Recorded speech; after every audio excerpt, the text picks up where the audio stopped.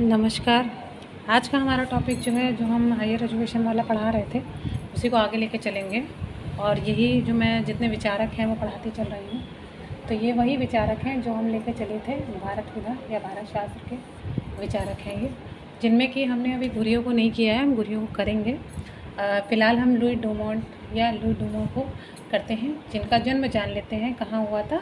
France में हुआ था, ठीक है। और इनका जो है जो जन्म स्टार्ट हुआ था 1911 से लेकर 1998 में इनकी मृत्यु हो गई थी। इस बीच इन्होंने काफ़ी काम किया। इवन आप कह सकते हैं इंडिया के परिप्रेक्ष्य में, मतलब इंडिया में जाति का क्या है, शुद्धता क्या है, पवित्रता क्या है। और शुद्धता हो गया, और पवित्रता की इन्होंने बात करी थी। पवित्र अपवित्र, जैसे इन्होंने कई प्रकार की पवित्रताएँ बताई। नाखून काटा जाना जैसे अलग, वो अपवित्र कैसा, स्थायी अस्थायी अपवित्रता के बारे में बताया। तो इन्होंने काफ़ी चीज़ों पे काम किया। अब आई थिंक आप लोग को दिख रहा होगा, राइटिंग थोड़ी सी सही लिखने की कोशिश कर रही हूँ। तो इन्होंने इस पे काम किया काफ़ी, ठीक है। तो इनका शुरू से ये परिप्रेक्ष्य रहा कि मैं भारत के विधा पे काम करूँ, या जो भी। और राधा कमल मुखर्जी जो हम लोगों ने पढ़ा था, तो उन्होंने काम स्टार्ट किया और काफ़ी अच्छा, उन्होंने काफ़ी ऊंचाई पर उसको लेकर के गए। उस तरह इन्होंने भी काफ़ी अमूल्य योगदान दिया है समाजशास्त्र में, कह सकते हैं। हम सबसे पहले हम बात करते हैं किस क्षेत्र में योगदान दिया। तो ये बहुत अच्छे मानव शास्त्री थे।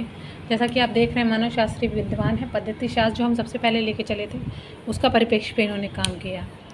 तो इनका देखिए मेन जो है ये सब है, और इसी को हमें अंदर पढ़ना है। शुद्धता की अवधारणा बताई, होमो हायरार्कियस बताया। ये याद रखिएगा, ये बहुत इंपॉर्टेंट है। और बार बार चाहे कौन सा एग्ज़ाम हो, नेट का एग्ज़ाम हो या कोई एग्ज़ाम, उसको रेड पेन से इसीलिए मैंने लिख रखा है क्योंकि ये काफ़ी इंपॉर्टेंट बनता है ना। फिर उसके बाद इन्होंने शुद्धता वर्णों का सिद्धांत बताया। इनकी रचनाएं हैं ये वाली जो मैंने नीचे लिख रखी हैं, ये काफ़ी इंपॉर्टेंट रचनाएं हैं, काफ़ी बार आती हैं, इसलिए मैंने इनको लिख दिया है। बाकी रचनाएं आप कर सकते हैं अगर करना चाहते हैं, लेकिन जो मेन है वो मैं बताऊँगी। तो इनकी पृष्ठभूमि क्या थी पहले ये देख लेते हैं। फ्रांसीसी समाजशास्त्री थे, आपको पता होना चाहिए क्योंकि काफ़ी बार चीज़ें पूछ ली जाती हैं। इनके जो फादर थे वो इंजीनियर थे, तो ऑब्वियस ही बात है जब फादर इंजीनियर है तो काफ़ी अच्छी पढ़ाई इनकी हुई होगी। और एक और चीज़ इम्पॉर्टेंट है इनके बारे में, ये उत्तर प्रदेश के गोरखपुर ज़िले में रहे थे। हालांकि हम लोग यूपी के हैं, हम लोग यूपी का एग्ज़ाम देते हैं, तो दे रहे हैं, तो हम लोग को पता होना चाहिए। ये गोरखपुर में रहे 15 साल, करीब 15 ईयर्स तक ये गोरखपुर में रहे, और वहाँ पर इन्होंने कार्य किया।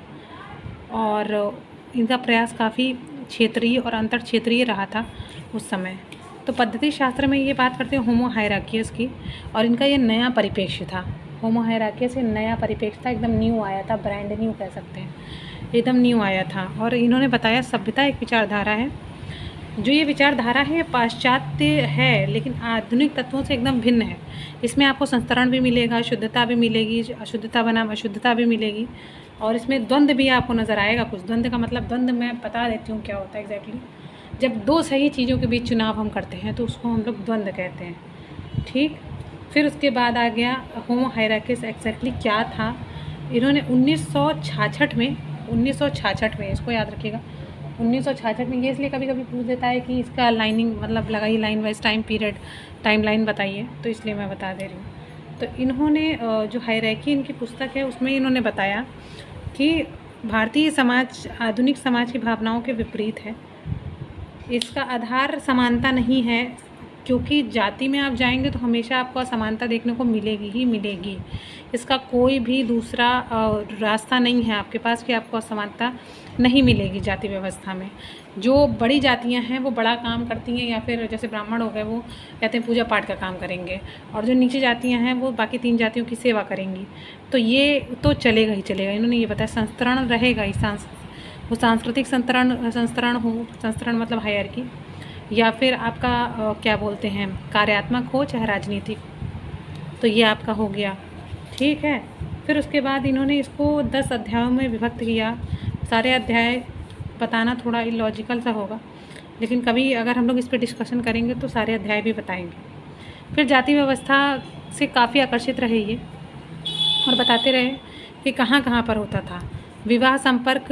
इनका मानना था, विवाह संपर्क में बताया इन्होंने कि अंतर विवाह ही हो, ठीक है। अब ये ना हो कि जी बहिर्विवाह हो जाए।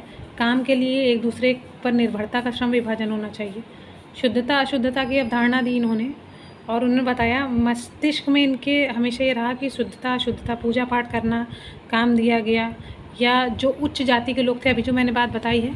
पीवी काणे ने अपनी पुस्तक द हिस्ट्री ऑफ धर्मशास्त्र में लिखा है, कई घटनाओं के कारण व्यक्ति तथा उनके मित्र अन्य व्यक्तियों के लिए कुछ समय के लिए अस्पृश्य बन जाते थे, मतलब ना वो उनको छूते थे, ना कुछ करते थे, ना खाना पानी, ना कुछ। ठीक है, फिर उन्होंने वर्णों का सिद्धांत दिया। वर्ण मतलब रंग, जिनका रंग काला है वो अस्पृश्य है। ठीक है, तो वो सारी चीज़ें किस तरह से यहाँ पर कार्य दे रही हैं, बड़ा अजीब चीज़ वो है, लेकिन वो है। मदान जी कहते हैं ड्यूमा का विश्लेषण अधिकांशतः तथ्यों से निष्कर्षात्मक था। इन्होंने जो भी बताया वो तथ्य थे, जो मदान जी हैं वो ऐसा बताते हैं। ठीक है, फिर उसके बाद धर्म, राजनीति और इतिहास, the constitution of the India sociology में इन्होंने बताया, जो प्रकाशित हुए इनके लिए, कि भारत एक है, सब मिलाकर चलना है, जाति हिंदुओं की मूलभूत संस्था है, शुद्धता अशुद्धता जाति का केंद्र है, जाति विचारधारा संपूर्ण विचारधारा है और भिन्न भिन्न जगह भिन्न भिन्न मान्यता रखती है।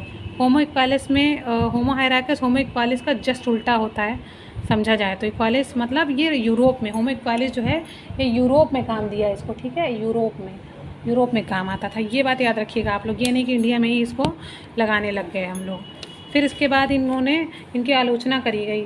इनकी आलोचना में काफ़ी चीज़ें, कंट्रीब्यूशन टू इंडियन सोशियोलॉजी उन्होंने पीकॉक की सहभागिता की है। ठीक है, आलोचना में इनके ये निष्कर्ष निकलता है कि इन्होंने जो भी चीज़ें लिखी हैं इनकी सारी चीज़ों से सहमत हैं, भारतीय जीवन, औपचारिक व्यवस्थाएँ सब इन लोगों ने, लेकिन कुछ चीज़ें ऐसी हैं जो इन्होंने ध्यान नहीं दी हैं, जैसे कि हो गया औद्योगिक व्यवस्था, श्रमिक और किसान आंदोलन पे भी प्रश्न उठाए हैं, जो जाति पे हुए वो किस लिए हुए वो भी तो देखे जाएंगे ना।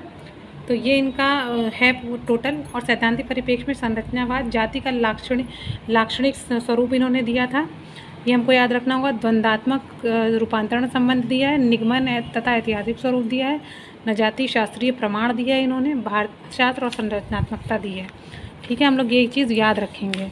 और बाकी तो व्यक्तिवाद, श्रेणीबद्धता और समानता के विरुद्ध पवित्रता, ये सारी चीज़ें हमें याद रखनी होंगी। मुद्दे अच्छा क्या क्या थे? भारतीय जाति, शुद्धता अशुद्धता और वर्ण सिद्धांत। तो अब हम ये हमारा समाप्त होता है। हम लोग अब कल जो है इरावती कर्वे में से या फिर आपका ये गुरिया जी में से एक करेंगे। और आप इसको लाइक करिए, शेयर करिए, और अच्छा लगे तो सब्सक्राइब भी कीजिएगा। धन्यवाद।